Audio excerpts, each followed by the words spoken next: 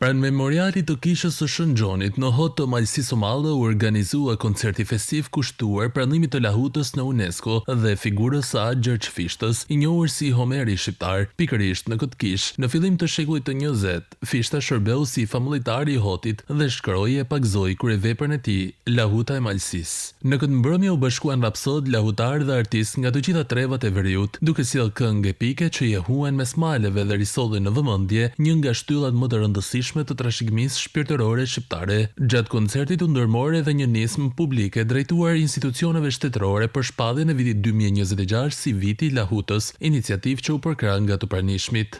Kemi përgatitur edhe një thirrje që në kuadër të këtyre ditëve së shpejti do hyjmë në 2026 dhe kjo thirrje lidhet me se thuash me një indicie edhe me një kërkesë që do t'i dërgojmë Ministrisë së Kulturës për 2026 të shpallen viti i Lahutës. U plaka me ta, qysh i ri, qysh i vogël, e kam ruajt mas brezit aty, ka shkua Lahuta në shtëpi tonë. Kena për shdukjes, por me punën tonë që kemë ba,